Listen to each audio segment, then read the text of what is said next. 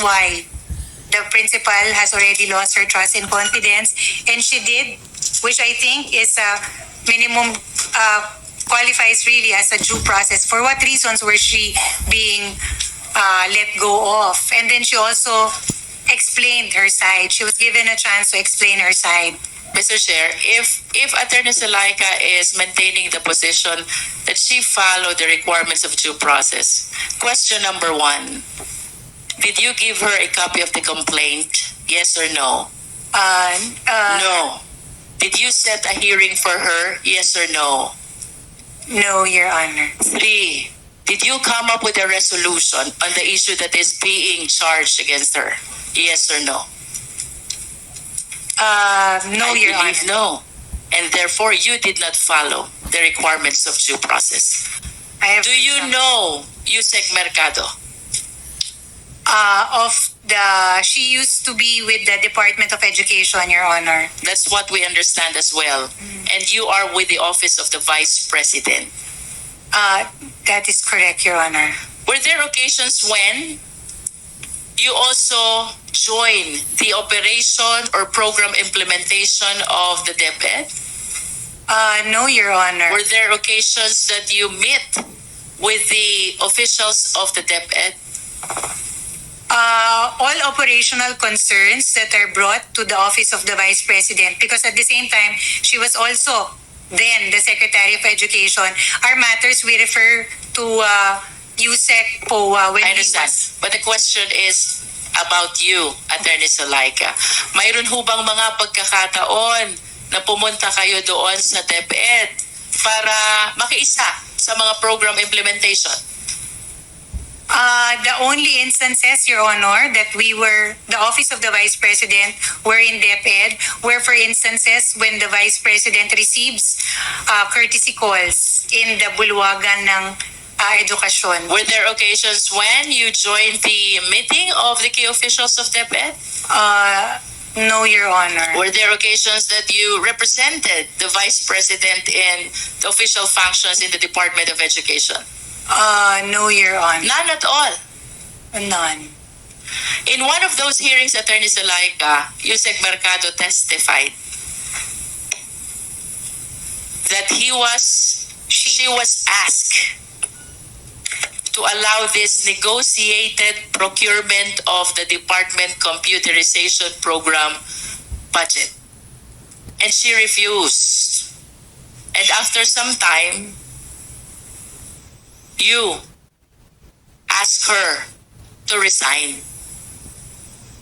The reason why you asked her to resign is because she refused to conform to the negotiated procurement of the department's computerization program. Can you please enlighten us on this? Your Honor, Mr. Chair, I was instructed by the Vice President to call Yusek Mercado and tell her that the principal has lost her trust and confidence in Sabi her. niyo po kanina, hindi po kayo nakikialam sa DepEd, di po ba? Your Honor, that was just an isolated incident. In this case, ginagawa ko po lang yung trabaho ko because the Vice President was also the Secretary of Education. And in that instance, she said that I was to be the one to advise Ma'am Gloria that the principal has already lost her trust and confidence in Ms. Mercado for certain reasons, and that it cannot be Mr. POA who will handle it, because to prevent friction among senior officials in the Department of Education. That the thought being, if it were Mr. POA who will be the one to say that to Ma'am Gloria, it might create unnecessary friction in the working relationship of the senior officials of the Department of Education, Your Honor. But at least, Attorney Zalaika, you confirm that you were the one who asked Yusek Mercado to resign. Yes, from I was DepEd? instructed by the Vice President to do so. In your capacity as a lawyer, Attorney Zulaika, do you believe that you have a legal basis to do that? Your Honor, Yes or no, attorney? yes, I had legal basis to do that. Why? Because, Your Your Honor, office is with the OVP and the person you're asking to resign is with the DepEd. Your Honor, Because if you I will am- be claiming that you have the legal basis to do that, then the people in the DepEd has the legal basis also to meddle in the operation and separation of employees of the OVP. Your Honor, Mr. Chair, for the record, this is an isolated incident. It was an instruction given to me by my principal, and at the same time, my principal was also the Secretary of Education. So it was a task that I simply did, which was to advise Ms. Mercado that given that the principal, to advise her that the principal has lost her trust and confidence in her, and then to please submit a letter of resignation. That was a task I had to do. I did, Your Honor.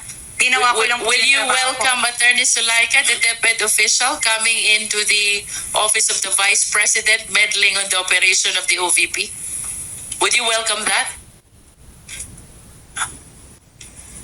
Yes or no? I believe no. Again, Your Honor, Mr. Chair, it was really an isolated incident where I was instructed by the Vice President, who was also the Secretary of Education during that time. Attorney, please enlighten us. Walk us through. Kwento niyo po sa amin. Paano po nangyari itong pagkikita ninyo at pag-uusap ninyo ni Yusek Mercado? I was instructed first by the Vice President to call on Mr. Mercado. Kailan po yan? Ay, hindi ko na po maalala. At least the year and the month.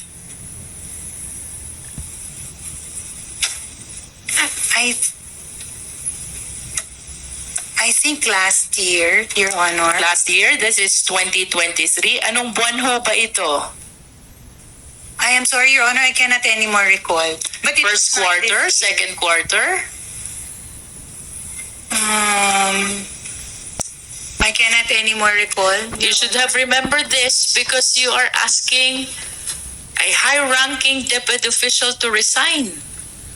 This is something which is very remarkable. Your Honor, Mr. Chair, it was, Please continue. thank you, it was really a task that was given to me, which I performed. Yes, but please walk us through.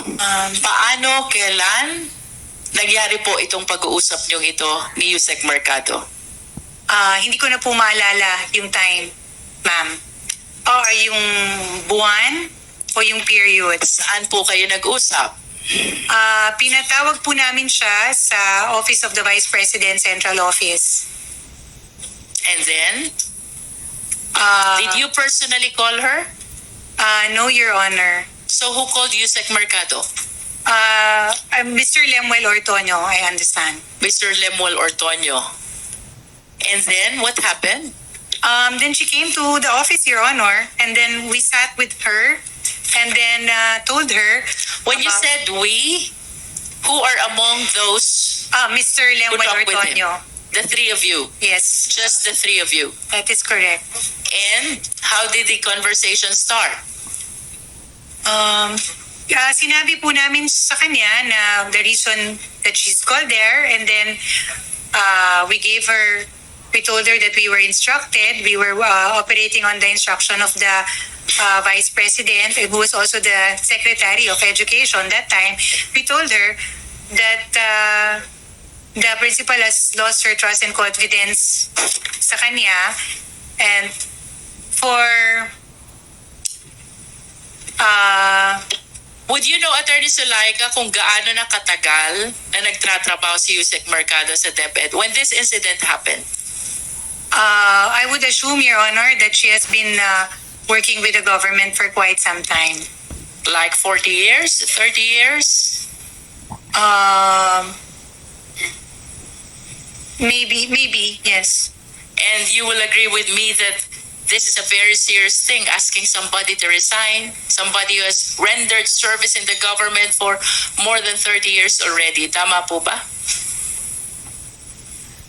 Your Honor, Mr. Chair, this is not to also belittle the credentials of Yusek Mercado. It is not. But the reason that I was instructed to tell her that the principal has lost her trust and confidence in her already, Your Honor. So, yun lang po yung sinabi ko at yun lang. Attorney, you are a lawyer. It is fundamental upon us to follow due process. Did you accord Yusek Mercado the fundamental right to due process? I told her the reasons why, Your Honor.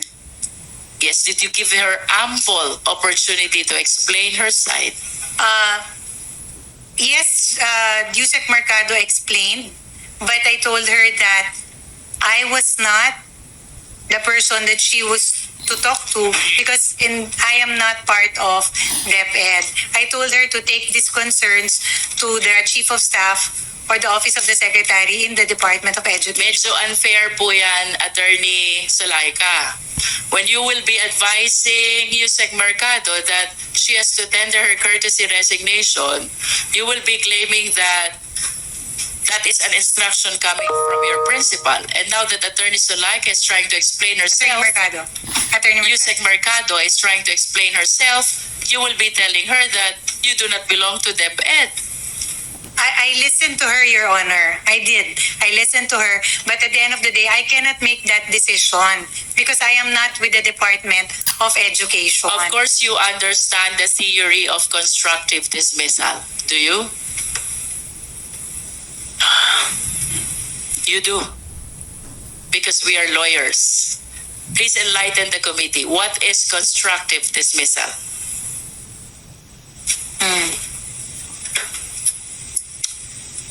Your Honor, Mr. Chair, what I did was really in pursuance of the instruction of the Vice Mr. Chair, can we please direct our resource speaker to be responsive to the question?